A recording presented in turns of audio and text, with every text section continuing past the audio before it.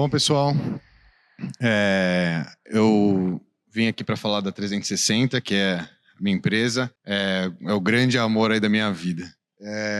E eu vim especificamente aqui para falar de um case específico aqui, né? A gente vai falar sobre uma obra que a gente trabalhou muito em cima, se preparou bastante, fez um bom planejamento para chegar a um resultado nas expectativas que o cliente queria. Falando um pouco da 360 sobre mim, eu sou arquiteto formado, apesar de trabalhar só com obra 360, o foco da 360 são as obras, mas eu sou arquiteto de formação, né? Então sempre trabalhei com as obras. Nosso time é focado em fazer as operações, mas eu sou um arquiteto de formação, estudei na Belas Artes, já tem um tempo, mais tempo do que eu queria já, desde 2012. E já toquei mais de 200 obras administrativamente. A empresa já fez mais de 250, que agora eu acho que a gente montou um time, que está a maioria aqui, um time super competente, que conseguiu seguir as nossas diretrizes, aí, as minhas diretrizes, que foram montadas com todo o time, e está seguindo bem os nossos indicadores. Lá dentro da empresa a gente é dividido em vários squads, vários times, que foram o que foi a 360 no começo. Assim. Então, eu quis replicar para a 360 não perder a essência em vários times pequenos que são multidisciplinares e conseguem atuar do mesmo jeito que a gente atuava, com tanta atenção ao cliente, com bastante apelo às necessidades e às escolhas que o cliente deseja e atender, de fato, as expectativas deles. Né? Bom, esse aqui é o tema. Essa aqui é a Liberty Seguros, é a sede da Liberty, a face dela. O tema é planejamento operacional e o reaproveitamento e, consequentemente, a sustentabilidade. O que o cliente quis nesse case?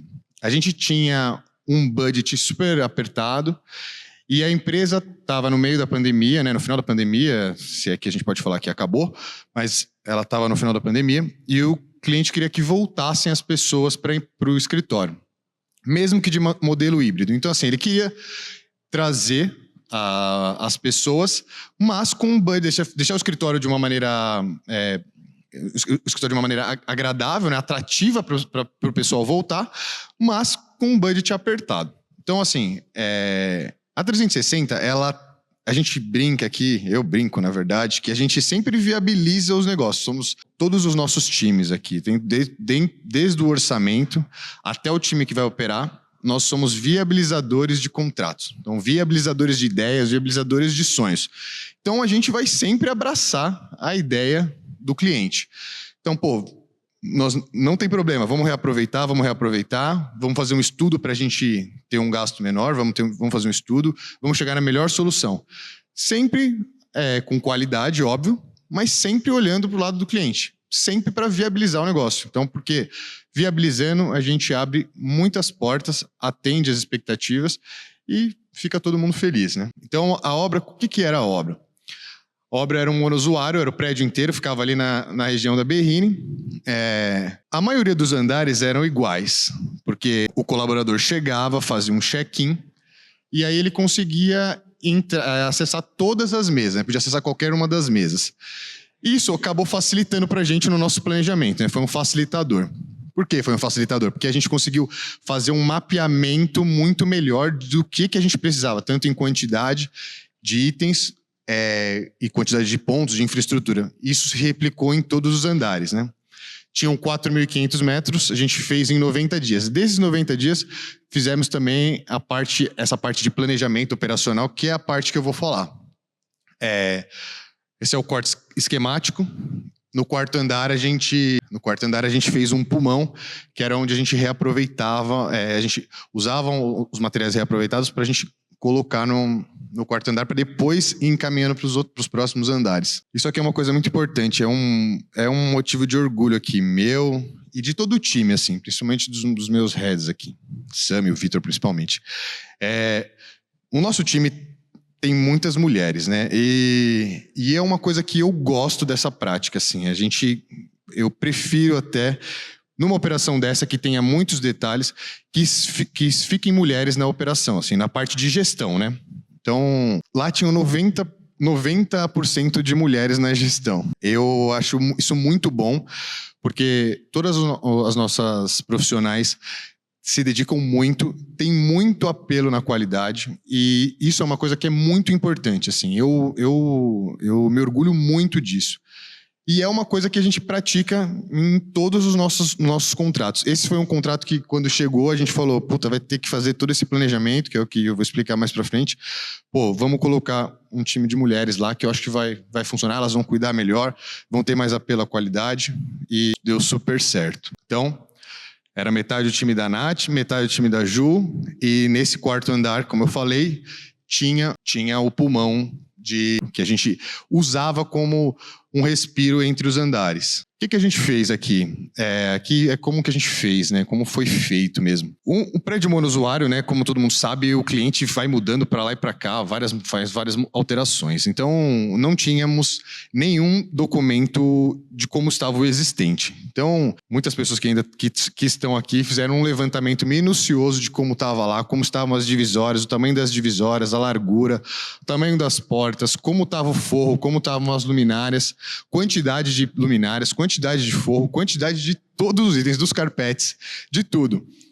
Com essa contagem, com esse mapeamento, a gente conseguiu taguear todas as peças, taguear todas as portas, taguear todo o carpete, taguear todos os itens, para que a gente conseguisse montar em um projeto, como se fosse uma espécie de Lego, para que a gente conseguisse reaproveitar. Porque, assim, apesar dos andares serem iguais, cada andar tinha um pé direito diferente, né? Tinha uma altura diferente, as divisórias tinham alturas diferentes. Tinha divisória que a gente tinha que fazer um detalhe em cima, tinha divisória que não.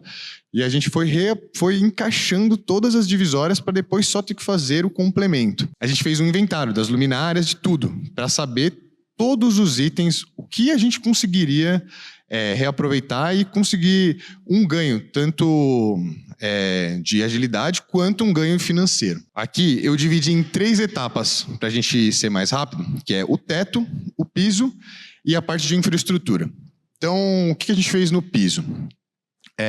O piso vai envolver as divisórias, portas e a parte dos carpetes.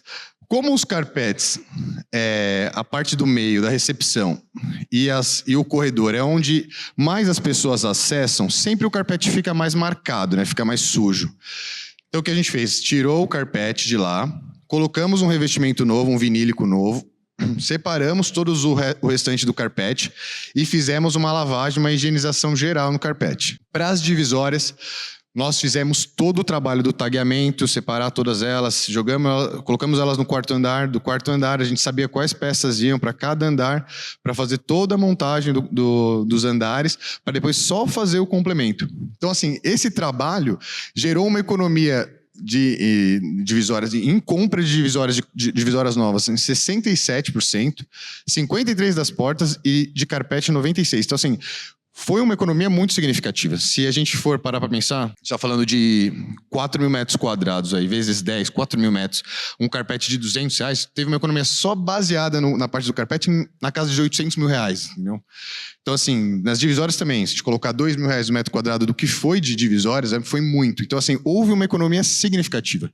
Se a gente coloca a obra como um todo, é uma economia na casa de muitos milhões com relação ao budget que a gente tinha, que era previsto. Para as luminárias e forro, outra opção, a ideia inicial era que a gente quebrasse todo o forro. O forro era de gesso, era um forro complicado de mexer. Vamos ter que quebrar todo o forro. Vamos falar. Aí a gente conversamos internamente, não, vamos mapear, vamos só abrir aberturas pontuais no forro, para que a gente não tenha que fazer toda a troca do forro. E fazer isso a gente vai economizar uma grana, vamos economizar tempo de obra, tempo na gestão, e vamos mapear todas as luminárias. Com isso, nós mapeamos todas as luminárias funcionais, limpamos elas, trocamos as lâmpadas e investimos a verba que tinha sobrado nas luminárias decorativas, que era na parte da recepção, na parte que tinha, aqui no meio tinha uma área comum, assim, de reuniões comuns. E então isso deu uma valorizada no projeto, que aí a gente investiu mais na parte de luminárias decorativas e seguramos as luminárias funcionais. Também nós tivemos 95% no forro, porque só fizemos as aberturas pontuais e fechamos, o que era Antes a gente iria trocar todo o forro. E nas luminárias a gente teve 60%. O que seria esse número? Esse número seria reaproveitar todas as luminárias funcionais. Para a parte de dados e elétrica, que é a parte de infraestrutura. Antes o CPD ele ficava na esquerda. Eram outros layouts, né? Cada andar era diferente um do outro.